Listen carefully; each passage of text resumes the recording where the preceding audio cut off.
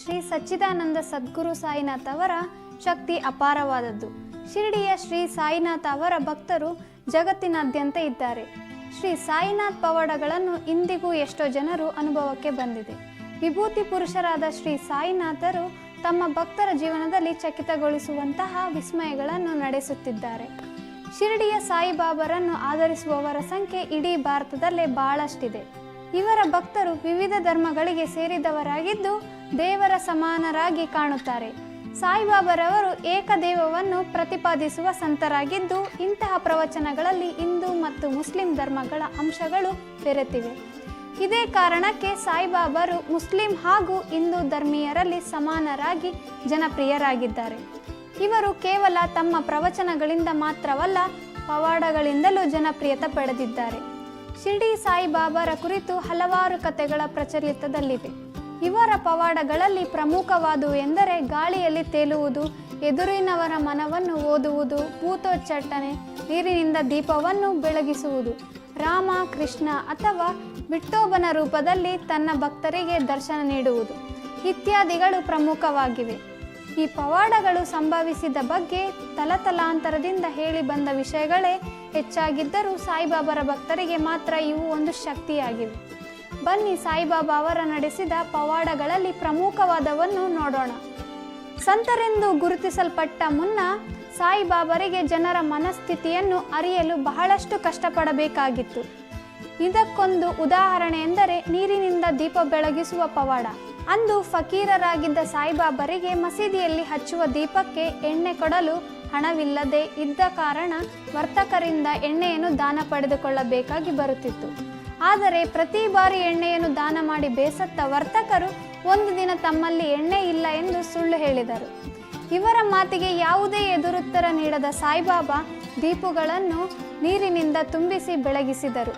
ಈ ದೀಪಗಳು ಸೂರ್ಯಾಸ್ತದ ಸಮಯದಿಂದ ಮಧ್ಯರಾತ್ರಿಯವರೆಗೆ ಎಣ್ಣೆಯಿಂದ ಉರಿದಂತೆಯೇ ಉರಿದವು. ಒಮ್ಮೆ ಶಿರಡಿಯಲ್ಲಿ ಬೆಳೆಯ ಕಟಾವು ಮುಗಿದ ಬಳಿಕ ಒಂದು ಮೈದಾನದಲ್ಲಿ ಇಡೀ ಗ್ರಾಮದವರು ಬೆಳೆಯನ್ನು ಒಂದೆಡೆ ಸಂಗ್ರಹಿಸಲಾಗಿತ್ತು. ಅದು ಬೇಸಿಗೆಯ ದಿನವಾಗಿದ್ದು ಬಿಸಿಲು ಪ್ರಖರವಾಗಿತ್ತು. ಎಲ್ಲರ ಮೈಯಿಂದ ಬೆವರು ಸುರಿಯುತ್ತಿತ್ತು. ಒಂದು ದಿನ ನಡು ಮಧ್ಯಾಹ್ನ ಎಲ್ಲರೂ ಬಿಸಿಲಿನ ಬೇಗೆಯಿಂದ ತಪ್ಪಿಸಿಕೊಳ್ಳಲು ಮನೆಗೆ ವಿಶ್ರಾಂತಿ ಪಡೆಯಲು ಹೋಗಿದ್ದರು. ಸಮಯದಲ್ಲಿ ಗ್ರಾಮಸ್ಥರೊಬ್ಬರಿಗೆ ಬೆಳೆಗೆ ಬೆಂಕಿ ಹತ್ತಿದು ಎಂದು ತಿಳಿಸಿದರು.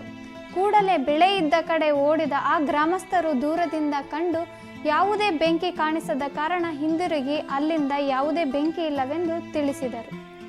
ಆದರೆ ತಮ್ಮ ಮಾತಿನಿಂದ ಹಿಂದೆ ಬಾರದ ಸಾಯಿಬಾಬಾ ಮತ್ತೊಮ್ಮೆ ಹೋಗಿ ನೋಡಿ, ಬೆಂಕಿ ಇದೆ ಎಂದು ತಿಳಿಸಿದರು.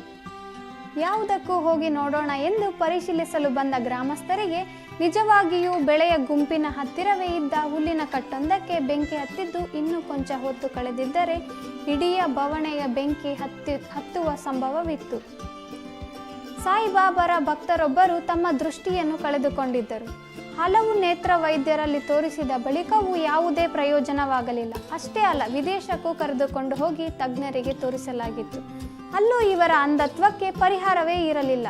ಇವರ ದುಃಖವನ್ನು ನೋಡಲಾರದೆ ಆಕೆಯ ಪತಿ ಆಕೆ ಆರಾಧಿಸುತ್ತಿದ್ದ ಸಾಯಿಬಾಬರ ಸಮಾಧಿಯನ್ನು ಸಂದರ್ಶಿಸುವ ಮೂಲಕ ಕೊಂಚ ಮನಸ್ಸಿಗೆ ಶಾಂತಿ ಸಿಗಬಹುದು ಎಂದು ಶಿರಡಿಗೆ ಕರೆದುಕೊಂಡು ಬಂದರು. ಸಾಯಿಬಾಬರ ಸಮಾಧಿಯ ಬಳಿ ಆಕೆಗೆ ದೃಷ್ಟಿ ಬಂದರೆ ತಾವು ಬಾಬರಿಗೆ ಕಸೂತಿ ಇರುವ ಶಾಲೊಂದನ್ನು ದೇಣಿಗೆ ನೀಡುವುದಾಗಿ ಹರಕೆ ಹೊತ್ತರು. ಅಂದಿನಿಂದ ನಿಧಾನವಾಗಿ ಅವರ ದೃಷ್ಟಿ ಮರುಕಳಿಸತೊಡಗಿತು. ಒಂದೇ ವರ್ಷದಲ್ಲಿ ಅವರು ಪೂರ್ಣ ದೃಷ್ಟಿಯನ್ನು ಪಡೆದರು. ಬಳಿಕ ಅವರು ತಮ್ಮ ಮಾತಿನಂತೆ ದೇಣಿಗೆಯನ್ನು ಒಪ್ಪಿಸಿ ಹರಕೆಯನ್ನು ಪೂರೈಸಿದರು. ಬಾಬಾರ ದೃಷ್ಟಿಯಲ್ಲಿ ಎಲ್ಲರೂ ಸಮಾನರಾಗಿದ್ದು ಅವರು ಯಾರನ್ನು ಜಾತಿ ಮತ್ತು ಆರ್ಥಿಕ ಸ್ಥಿತಿಗಳಲ್ಲಿ ಅನುಗುಣವಾಗಿ ಪರಿಗಣಿಸುತ್ತಲೇ ಇರಲಿಲ್ಲ. ಬರೆಯ ಮನುಷ್ಯರ ಮಾತ್ರವಲ್ಲ, ಪ್ರಾಣಿಗಳನ್ನು ಅವರು ಪ್ರೀತಿಯಿಂದ ನೋಡಿಕೊಳ್ಳುತ್ತಿದ್ದರು. ಎಷ್ಟೋ ಸಲ ತಮ್ಮ ಭಕ್ತರ ಮನೆಗಳಲ್ಲಿ ಅವರು ಪ್ರಾಣಿಗಳ ರೂಪದಲ್ಲಿ ಬಂದು ಅವರ ಮನೆಯ ಪ್ರಸಾದ ಸ್ವೀಕರಿಸುತ್ತಿದ್ದರು. ಒಮ್ಮೆ ಅವರ ಭಕ್ತರಾದ ದಾಮಿಯಾ ಎಂಬುವವರು ಬಾಬಾರನ್ನು ತಮ್ಮ ವಠಾರಕ್ಕೆ ಊಟಕ್ಕೆ ಆಹ್ವಾನಿಸಿದರು. ಆದರೆ ಬಾಬಾ ತಮ್ಮ ಬದಲಿಗೆ ತಮ್ಮ ಇನ್ನೊಬ್ಬ ಭಕ್ತ ಬಾಬಾ ಪಟೇಲ್ ಎನ್ನುವವರು ಬರುತ್ತಿದ್ದಾರೆ ಎಂದು ತಿಳಿಸಿದರು. ಬಾಲಾ ಪಟೇಲ್ ದಲಿತರಾಗಿದ್ದ ಕಾರಣ ದಾಮಿಯಾ ಅಥವಾ ಅವರ ಪಂಗಡದ ಯಾರೂ ಬಾಲಾ ಪಟೇಲರನ್ನು ಅವಮಾನ ಮಾಡುವುದಾಗಲಿ ಮೊದಲಿಸುವುದಾಗಲಿ ಮಾಡಬಾರದು, ತಮ್ಮಿಂದ ದೂರವಾಗಿ ಕುಳಿತುಕೊಳ್ಳಬಾರದು ಎಂದು ಸ್ಪಷ್ಟವಾಗಿ ತಿಳಿಸಿದರು. ಅಂತೆಯೇ ಬಾಬಾ ಹಾಗೂ ಉಳಿದವರಿಗಾಗಿ ಅನ್ನದ ತಟ್ಟೆಗಳನ್ನು ಸಿದ್ಧಪಡಿಸಿದ ದಾಮ್ಯ ಸಾಯಿ ಬನ್ನಿ ಎಂದು ಕರೆದ ತಕ್ಷಣ ಎಲ್ಲಿಂದಲೋ ಒಂದು ಕಪ್ಪು ನಾಯಿ ಓಡೋಡಿ ಬಂದು ಬಾಬರಿಗಾಗಿ ಇಟ್ಟಿದ್ದ ತಟ್ಟೆಯಿಂದ ತಿಂದು ಬಂದಷ್ಟು ವೇಗವಾಗಿ ಹಿಂದಿರುಗಿತು. ಬಳಿಕ ದಾಮಿಯಾ ಹಾಗೂ ಬಾಲಾ ಪಟೇಲ್ ಜೊತೆಯಾಗಿ ಕುಳಿತು ಊಟ ಮಾಡುತ್ತಿದ್ದರು. ಬಾಬರಿಗೆ ಕಟ್ಟಾಚಾರ ಮತ್ತು ಧರ್ಮದ ಅಂಧಾನುಕರಣ ಬೇಕಾಗಿರಲಿಲ್ಲ. ಅವರ ಅನುಗ್ರಹ ಪಡೆಯಲು ಭಕ್ತಿ ಮತ್ತು ನಂಬಿಕೆಯೇ ಸಾಕು ಎಂದು ಅವರ ಭಕ್ತರು ಇಂದಿಗೂ ನಂಬುತ್ತಾರೆ. ಪುರಾಣಗಳ ಉಲ್ಲೇಖವಾಗಿರುವ ಮೂಲಕ ಶ್ರೀ ಸಚ್ಚಿದಾನಂದ ಸದ್ಗುರು ಸಾಯಿಬಾಬಾ ಅವರು ತಮ್ಮ ಭಕ್ತರು ಜಗತ್ತಿನ ಯಾವ ಮೂಲೆಯಲ್ಲಿದ್ದರೂ ತಮ್ಮ ಸಮಾಧಿಯ ಬಳಿ ಕರೆಸಿಕೊಂಡು ಅವರ ಪಾಪ ಕರ್ಮಗಳನ್ನು ದೂರ ಮಾಡುತ್ತಾರೆ ಎಂದು ಪುರಾಣಗಳಲ್ಲಿ ಹೇಳಿದ್ದಾರೆ. ಯಾವ ಭಕ್ತರು ಕಷ್ಟದಲ್ಲಿ ಇರುತ್ತಾರೋ ಅಂಥವರು ಒಂದು ಬಾರಿ ಶಿರಡಿಯ ಮೆಟ್ಟಿಲನ್ನು ಸ್ಪರ್ಶಿಸಿದರೆ ಸಾಕು, ಅವರ ಸಕಲ ಪಾಪ ಕರ್ಮ ಮತ್ತು ದಾರಿದ್ರ್ಯ ಹಂತ ಹಂತವಾಗಿ ದೂರವಾಗುತ್ತದೆ ಎಂದು ಸಾಯಿಬಾಬಾ ಅವರು ಹೇಳಿದ್ದಾರೆ. ತಮ್ಮ ಸಮಾಧಿಯ ಮೂಲಕ ಶ್ರೀ ಶಿರಡಿ ಸಾಯಿನಾಥರು ಸಕಲ ಭಕ್ತವೃಂದಕ್ಕೆ ಆಶೀರ್ವಾದಿಸುತ್ತಿದ್ದಾರೆ. ಶ್ರೀ ಕರುಣಾ ಸಿಂಧು ಭಕ್ತರ ಪಾಲಿಗೆ ಭರವಸೆಯ ಆಗರವಾಗಿರುವ ಶ್ರೀ ಶ್ರೀ ಸಚ್ಚಿದಾನಂದ ಸದ್ಗುರು ಸಾಯಿನಾಥರು ಇರುವ ಸ್ಥಳ ಯಾವುದು ಎಂದರೆ ಅದುವೇ ಶಿರಡಿ.